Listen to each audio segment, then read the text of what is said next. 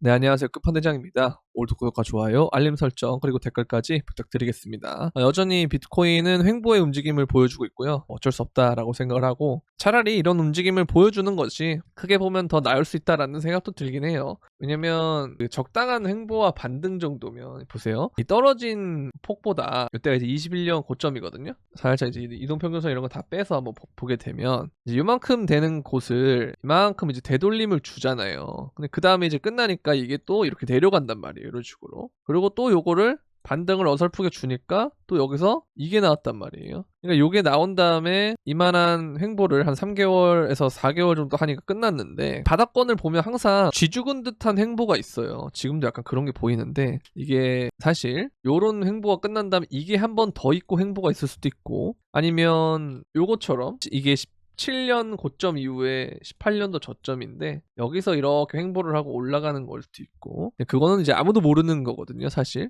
근데 지금의 이런 횡보는 어떻게 보면 차라리 이게 이제 얘가 요런 식으로 가는 것보다는 훨씬 나은 것 같다라는 생각은 듭니다. 이제 이렇게 횡보를 가로로 하면서 이동평균선들이 어쨌든 다 만나는 지점이 생겼어요. 어쨌든 계속 역배열이 되고는 있지만 단기 이동평균선은 이렇게 몰렸고, 그죠? 그 다음에 장기 이동 평균선도 여기서 많이 내려왔는데, 자, 그러면 얘가 여기서 어쨌든 횡보를 하면서 이런 식으로 시간을 조금씩 보낸다라고 했을 때 얘가 이 추세선 자체를 깨지 않고, 그다음에 그때가 되면은 위에 장기 이동 평균선 같은 경우에도 이런 식으로 꺾여서 이런 식으로 올 거란 말이죠. 그러면 한 이렇게 간다 했을 때 1월 중순이나 말 정도가 되면 여기서 만날 거예요. 아니면 조금 더 갔을 때는 2월 정도쯤에 만날 건데, 이걸 어쨌든 잘 막아내고 이겨낸다면 그러면 이제 좀 추세를 돌릴 수 있을 만한 상황이 되지 않을까라는 생각도 드는 게, 자, 이것도 보시면 아시겠지만 이 횡보가 진행되는 동안에 장기 이동 평균선들이 많이 내려와요. 그죠? 그런 모습이 보이고, 그 다음에 여기도 마찬가지 이렇게 내려온단 말이에요.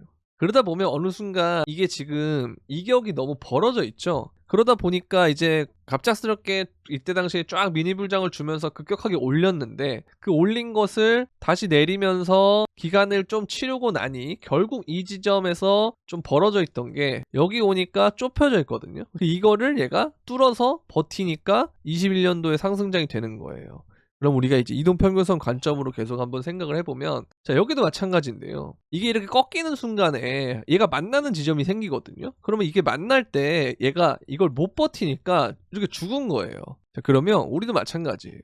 여기서 빨리 만나서 결판을 내는 것보다 조금 더 길게 만날 때 결판을 내는 게 좀 더 낫다고 보는 이유가 뭐냐면, 얘가 결판을 낼 거면 뚫어서 그냥 쭉 가야 되는 거고요. 그게 아니라면 시간을 조금 더 보내면서 이 게이지 자체를 응축을 시켜야 훨씬 낫다라는 거예요.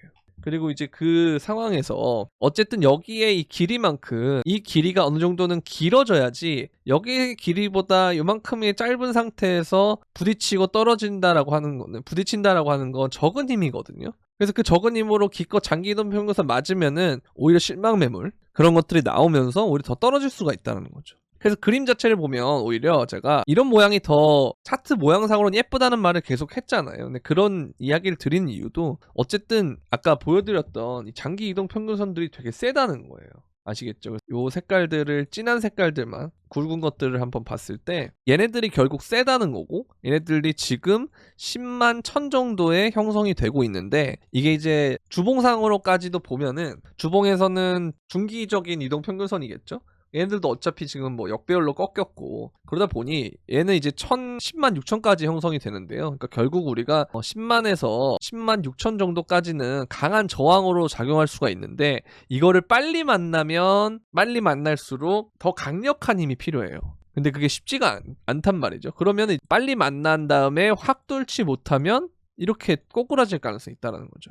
그래서 차라리 이 구간을 계속 버티면서 얘가 천천히 이렇게 횡보하는 시간을 가지면서 이런 형태로 부딪히면은 조금 더 나을 수 있다. 그래서 당장 뭐 산타랠리도 없었고, 그 다음에 12월 말에도 별 움직임은 없지만, 어쨌든 우리가 2026년이 되면서 1월달 그리고 뭐 2월 정도까지 얘가 횡보를 하면서 조금씩 우상향, 그러니까 이렇게 가는 것도 아니에요. 그러니까 약간 여러 느낌으로 계속 뭔가 저점을 올려가면서 이렇게 가는 거 있어요. 이게 이제 언제 움직임을 좀 참고를 하시면 되냐면 요때거든요. 그러니까 이게 좀 더 좋은 접근 방법인 것 같은데, 약간 이런 식으로 천천히 게이지를 모으면서 최종적으로 봤을 때는 요 박스권이 맞지만 이런 식으로 정말 찔끔찔끔 하면서 사람들이 봤을 때는 아유 아직 이것밖에 못 갔어, 움직이지도 않네, 뭐 하는다 하면서 많은 사람들을 실망시키고 시장을 떠나게는 만들지만, 이 상황 속에서 요 횡보의 에너지를 통해서 이렇게 올려버리는 거거든요. 여기서 이러한 하락 구간을 이 횡보만으로 이렇게 올려버리는 거거든요. 그래서 지금은 오히려 횡보가 좀 필요한 것 같다라는 생각이 들어요. 그래서 지금도 어쨌든 뭐 많은 주봉 개수긴 해요. 2, 4, 6, 7개죠.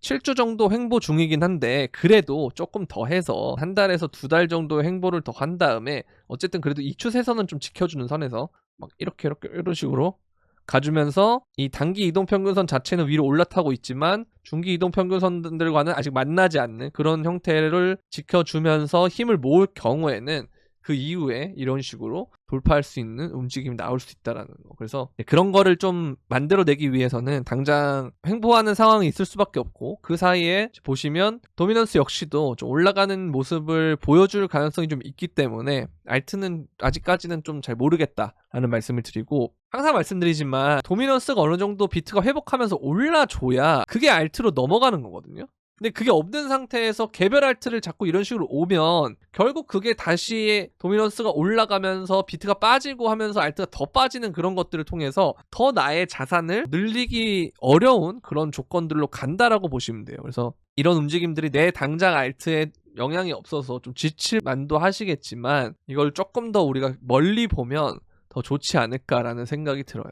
근데 어쨌든 우리는 뭐 그래도 현금 비중을 그래도 계속 강조를 드렸고, 비트코인과 그리고 이더리움 같은 큰 코인들의 비중을 높이되 차근차근 모아야 된다라는 말에 어쨌든 계속 말씀드렸기 때문에 조금 더 우리가 여유를 갖고 지켜볼 정도는 되거든요. 근데 다만 이 코인판 자체가 너무 재미가 없기 때문에 다른 자산군들에 비해서 재미가 너무 없으니까 그냥 현타가 올 뿐이지, 그리고 더 심리적인 스트레스를 받을 뿐이지, 코인 자체로 봤을 때는, 코인 내부로 봤을 때는 그래도 나름 대응을 했기 때문에 이걸 바탕으로 아까 말씀드린 그러한 인내의 시간을 조금 더 거치면 정말 좋은 자리에서 매수를 할 수 있지 않을까라는 생각은 있어요. 그래서 그거를 하기 위해서는 아무래도 아직까지는 좀 시간이 필요하다라고 이해를 하시는 게 좋을 것 같습니다. 자, 근데 어쨌든 방향성은 2개예요. 여전히 이렇게 떨어질 수 있다라고 보는 사람도 있고요. 물론 이것도 가능성이 있습니다.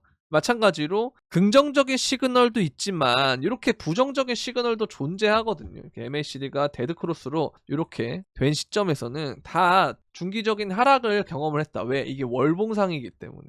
그래서 정말 조심해야 되는 건 맞습니다. 여전히 조심을 해야 되는 건 맞고, 그래서 이걸 이겨내려면 횡보하는 과정이 반드시 있어야 되는 거예요. 이게 지금 제일 중요해요.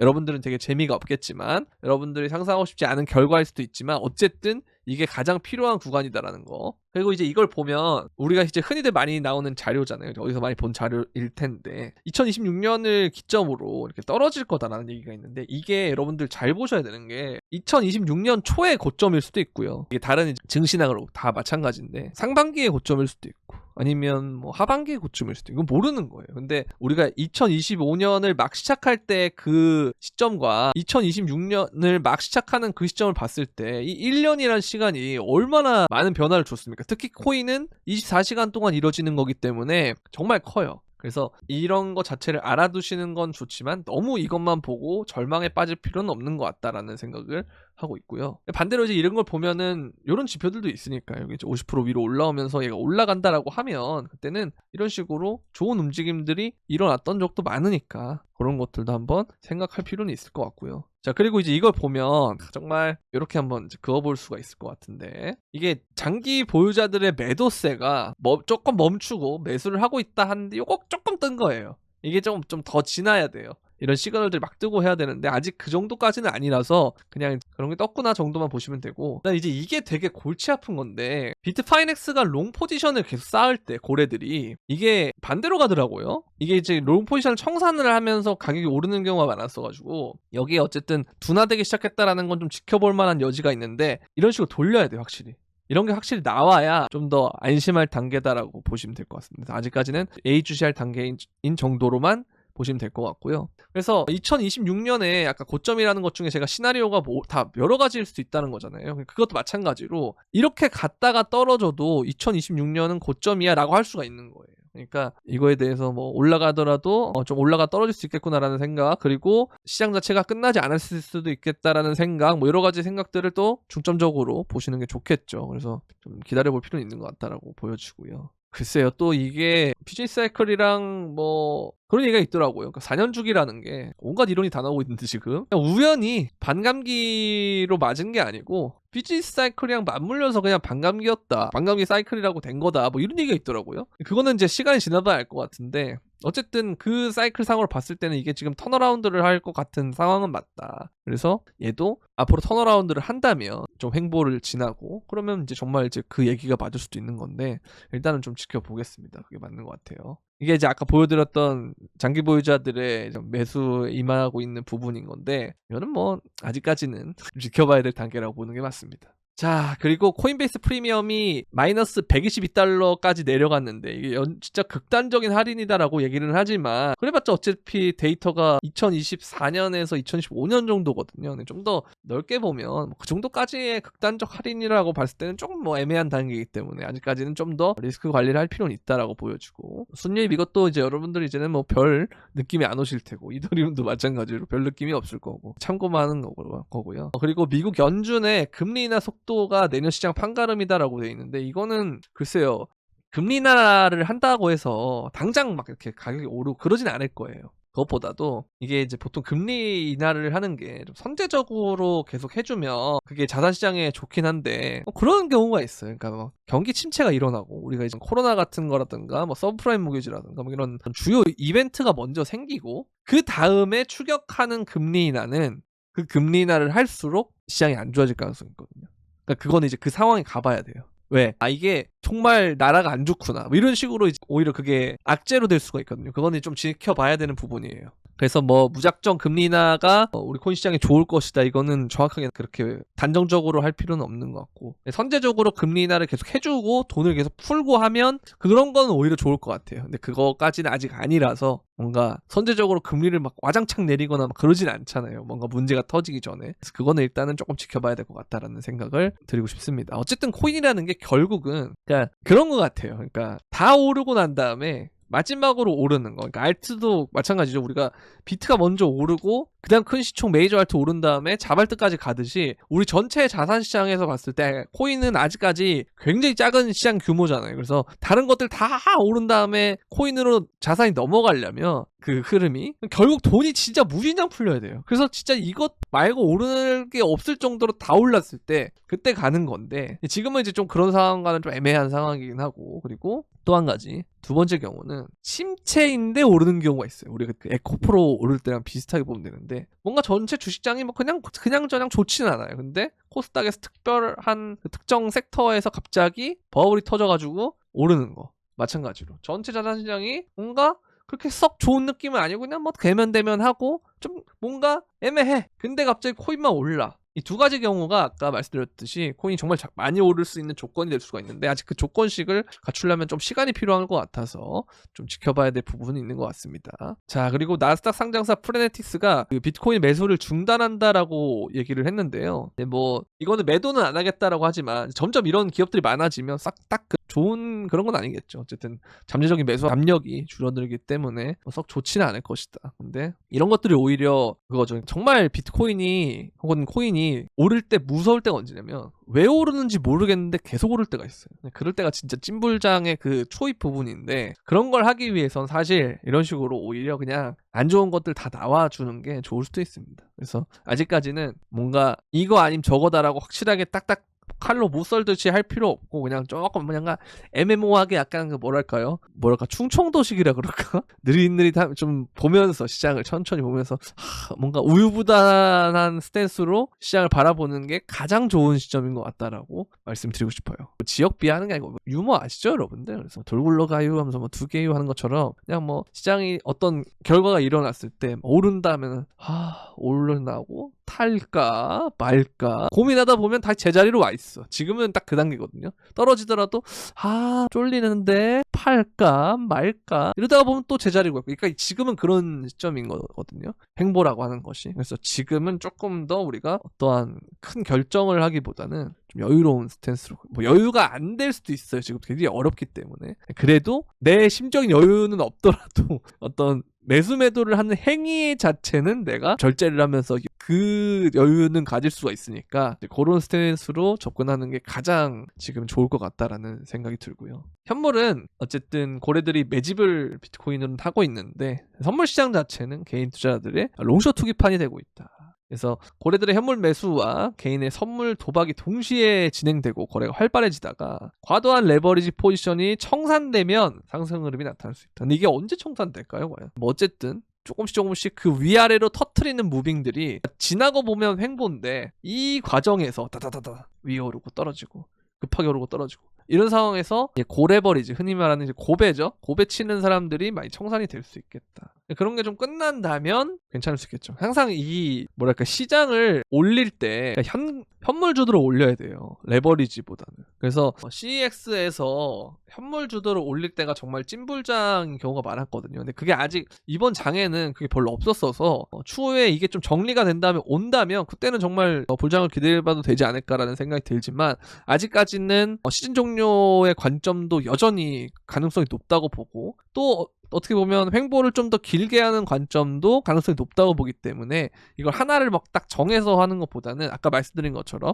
조금 더 긴 호흡으로 시장을 바라보는 게 좋지 않을까라는 생각이 들고요. 12월 31일 연말인데 이제 다시는 돌아오지 않을 2025년을 곧 보내게 될 건데요. 정말 너무 저 역시도 후회가 많이 남은 연도기도 하고 여러분들도 마찬가지로 후회가 많이 남은 연도이기도 할 텐데 부디 2026년에는 저희 모두 다 잘 될 수 있는 해가 됐으면 좋겠습니다. 뭐 여러 가지가 바뀔 거예요. 코인도 많이 제도적으로도 바뀔 거고 시장도 바뀔 거고, 코인뿐만 아니라 많은 자산 시장 역시 빠르게 바뀌고 변화하는 시스템, 변화하는 제도, 많은 게 바뀔 텐데 뭐 언제나 그랬습니다만 정말 변화가 느린 듯 하면서도 정말 빠르구나라는 생각을 많이 해요. 저도 물론 정말 많이 하고 있고 항상 따라잡고 싶고 혹은 그걸 넘어서 이 미래를 먼저 보고 선제적으로 뭔가 해야지라는 생각을 많이 하는데도 불구하고 요즘은 참 어렵다라는 생각이 듭니다, 개인적으로. 그게 저에게만 해당이 되는 거였으면 좋겠고, 사실